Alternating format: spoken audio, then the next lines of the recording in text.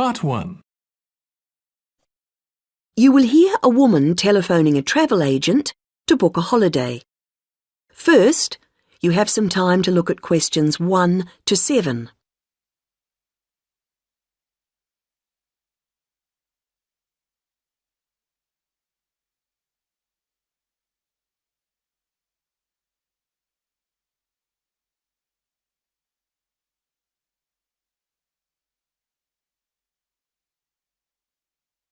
You should answer the questions as you listen, because you will not hear the recording a second time. Listen carefully to the first part of the conversation and answer questions 1 to 7. Hello, you're through to Go Travel. This is Darren speaking. How may I help you today? Hello, I'm calling to book a holiday. Great. May I take your name, please? Yes, it's Greaves, Anna Greaves. Is that G-R-E... No, Grieves, and Anna is with double N. Right. Thank you, Anna. Now, we're delighted you've called us. Can I ask where you heard about us? It was your advertisement in one of the magazines. Was it Holiday World? Oh, yes, that's the one. Good, thank you. It's useful to know. Of course. And did you have a particular holiday in mind, or was it a general inquiry? I think I've chosen. I like the look of the one with the code FT4551. The right destination and the prices seem reasonable. Right. Now, was it for yourself only, or...? Oh no, I want to go with a couple of friends, so there'd be 3 of us going. OK. Now, there's a choice of dates, as you know. Yes, I think, well, we've got to be back by the end of August, so if we say going on August the 16th, that would work fine. No problem. And you can also choose the length of your holiday. There's, let's see, 7, 11 or 14 nights. We thought the middle one would be great. Longer would be nice, of course, but... Maybe next year. Yes. And you do need to have insurance. Uh-huh. We've 3 levels, Standard, Super and Super Plus. Standard seems a bit basic. Let's say Super. That should be sufficient. Fine. Before you hear the rest of the conversation, you have some time to look at questions 8 to 10.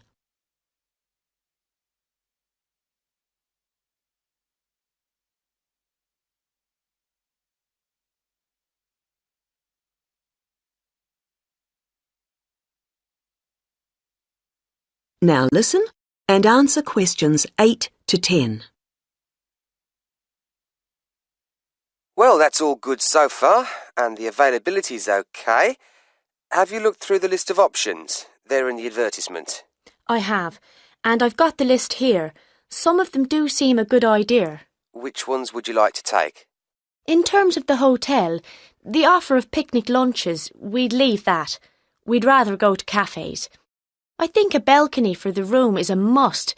It's so nice to sit out, enjoying the view. Oh, yes.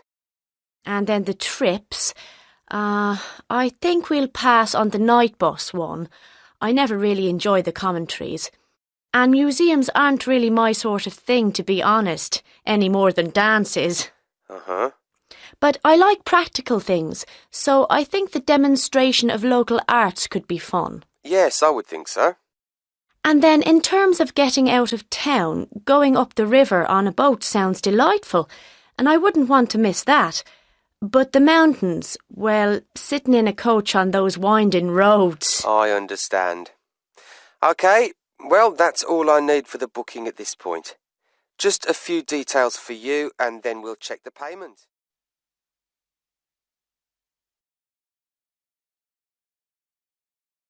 That is the end of Part 1. You now have 1 minute to check your answers to Part 1.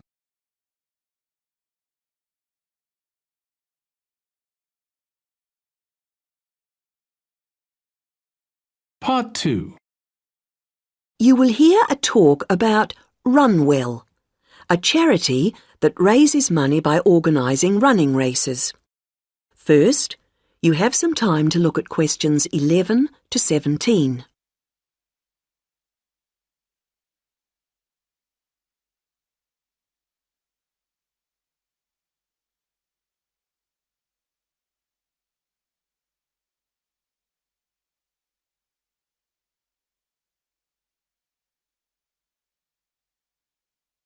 Now listen to the first part of the talk and answer questions 11 to 17.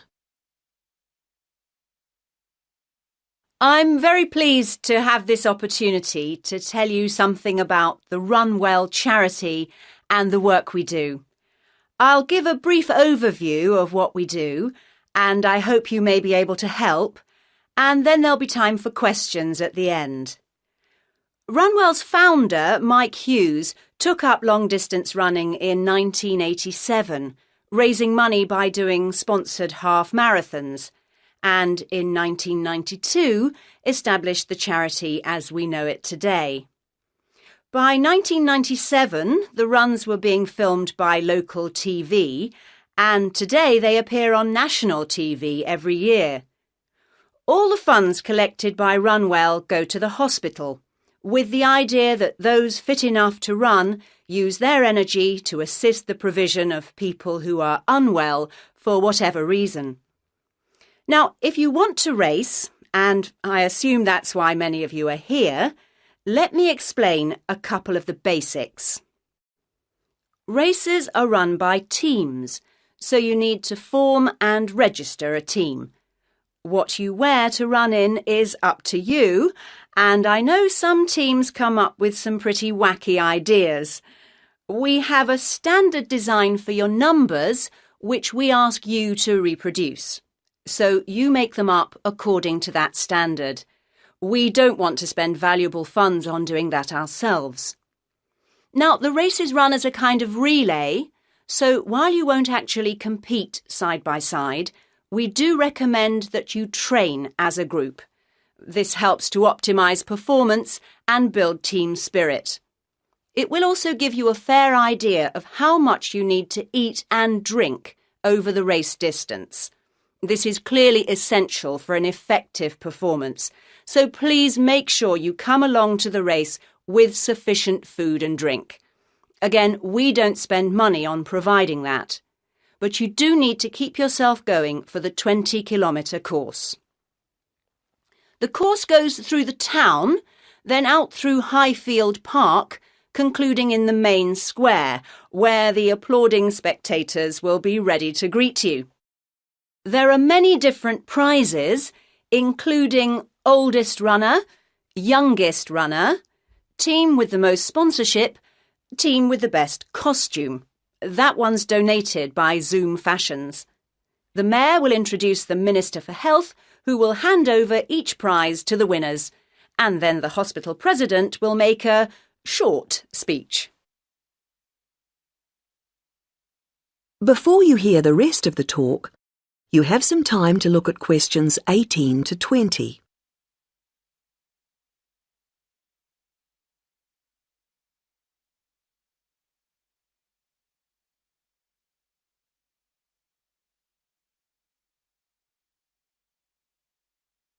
Now listen and answer questions 18 to 20. OK, that's the big race.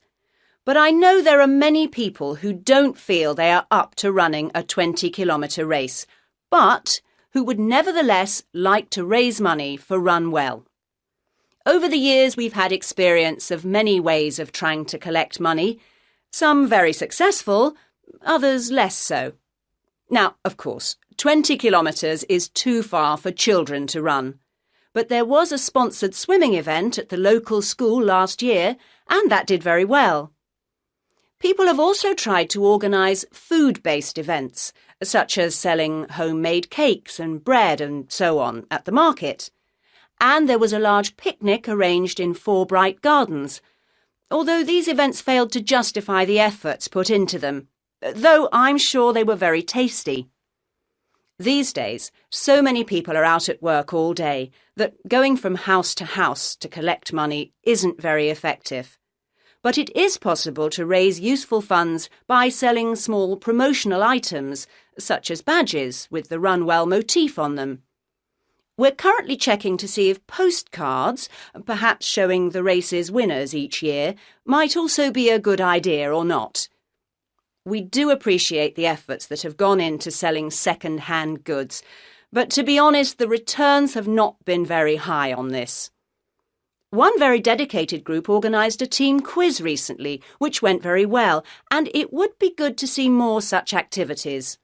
There's also been talk of a concert, but we'll have to see how plans for that progress. Now, are there any questions at this stage?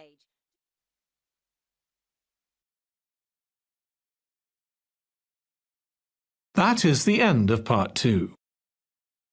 You now have 30 seconds to check your answers to part 2.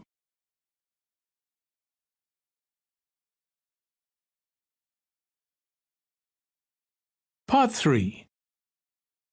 You will hear a conversation between some university students about a recent field trip to a radio station. First, you have some time to look at questions 21 to 25.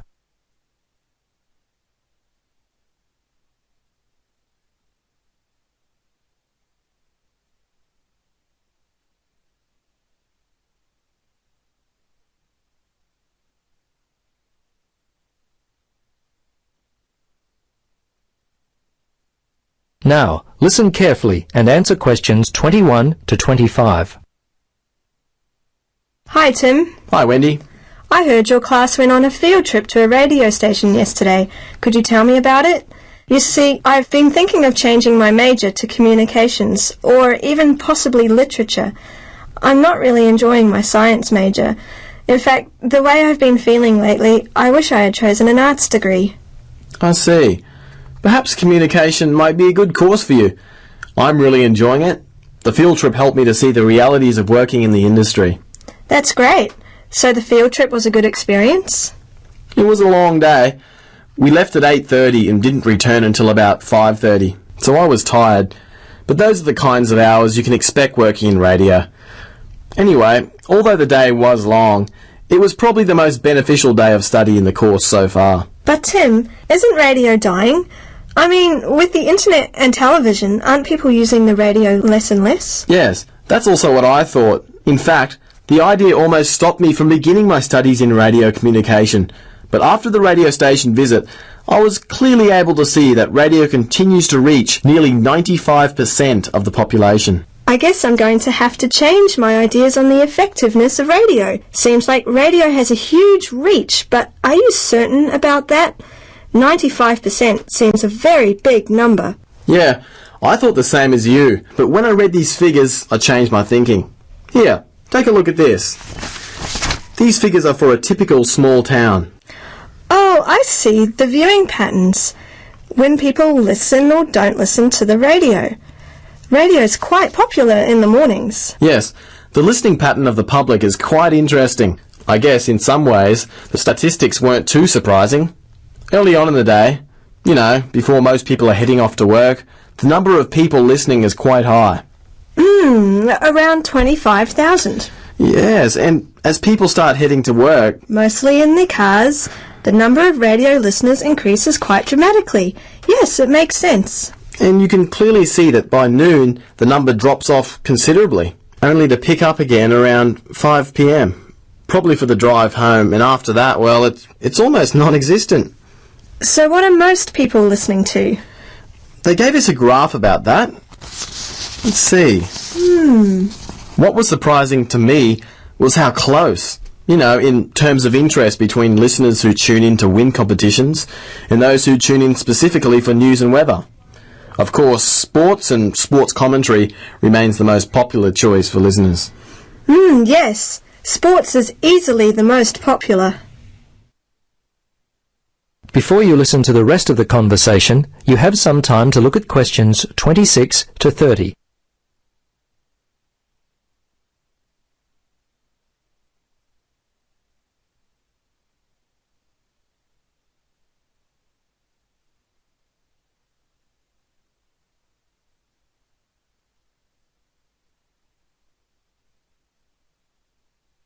Now listen and answer questions 26 to 30. Tim, I'm interested in finding out more about how radio programs are produced. Did they take you behind the scenes and let you see how a radio show is actually made? Yes, they did. And I learned there's much more to the process than I'd originally thought. Some things are really quite obvious. Take, for example, a 1-hour show. Once you have decided upon your topic, you have to undertake the research, much like you would for any university assignment. You can't simply talk about any old thing. Preparation is very important. Okay. Then next, I imagine, comes the interview itself? That's correct. And depending on what you're planning to put to air, you should write out the relevant scripts. There's a lot of preparation that comes with that as well. You should make sure that you have a good mix of open and closed questions. I learned that a good interviewer guides the whole process by balancing the amount of verbal input from both the interviewer and interviewee. Now, a running sheet, which you must also include as a key step in the process, gives details about the length of a particular section of the program. You've got to be very specific, down to the second. This means that the start and finish time for each section of the program must be carefully considered. Well, that all seems very good, but how does a person get a job in the radio industry? I imagine it's a very competitive field. Judging from what they said at the station, it's no more competitive than most professions. So it's easy to find employment in radio? Well, I wouldn't go that far, but there were a few things they mentioned that would increase your chances of finding employment in the field. Oh yeah? Like what? Well, there were a couple of things that stood out in my mind, and perhaps not what you might expect. For example, they didn't look favourably upon a university degree. They said it's better to use your time to build an audio library. Things like having a background in the music industry and an interest in certain types of music can actually go against you, because working in different stations usually means exposure to different types of music. So you should be flexible in your musical tastes. Booking a celebrity guest and interviewing them was another way to maximise your employment chances. People are always interested in this type of thing. Knowing people in the industry can also be a disadvantage, because people in radio are always looking for a fresh angle, something different. These were just some of the suggestions made. There were others, but they don't come to mind just now. Tim, thanks for this information. You've really helped me clarify my position about my studies next semester. Happy to help. All the best with your decisions for next semester. See you around, Wendy. See you, Tim, and thanks again. That is the end of part 3. You now have 30 seconds to check your answers to part 3.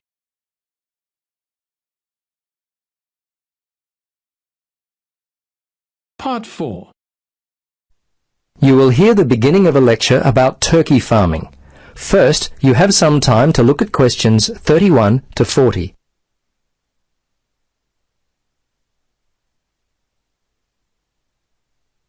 Now listen and answer questions 31 to 40. Good morning, everyone. Ever since it was first served and eaten at the wedding feast of Charles XI of France and Elizabeth of Austria way back in 1570, the consumption of turkey meat has continued to grow. In recent years, the popularity and subsequent interest in turkey farming has also grown substantially, and along with this interest, there have been a number of significant changes which have occurred in turkey production, which I'd like to point out to you all. In some of the larger companies in the UK, understanding of genetics has been used to good effect, with selected stock showing an increase in growth rate and a higher proportion of lean white breast meat. Turkey breeding companies operating from the UK have achieved an important position in the European market, as well as having a part of the market share in the USA. Knowledge of the nutrient requirements of turkeys has also advanced, and diets to exploit the genetic potential for rapid growth have been formulated with great precision. Canada and North America have led the way in this area. Different feeding strategies are employed within the industry to control the nutrient intake of breeder flocks. These management techniques usually involve limiting the availability of feed, especially to the older males. The intention is to slow down growth rate, thus reducing the likelihood of leg disorders and to maximise breeder production. Throughout the world, the most serious infectious diseases that have impacted upon turkey health are now almost entirely controlled due to improvements in site hygiene and the introduction of live and killed vaccines. In addition, the geographical isolation of turkey growing farms remains an important means of limiting the spread of disease. Now, throughout the USA and Britain, Controlled environment housing now operates with greater precision since the ventilation requirements of the stock are better understood. Approximately 90% of the birds in the UK, for example, are produced in large flocks on commercial sites which require precise control of temperature. Feeding and drinking systems have been increasingly mechanised in order to improve efficiency and to ensure that the birds receive adequate fresh feed and water. Equipment such as artificial lighting is also used to overcome the long winters in some of the more extreme areas of the world. While quite popular early on, a vast majority of turkeys are no longer beak trimmed. However, in most cases where birds are kept in natural daylight, the beaks are usually trimmed when the birds are only a few days old.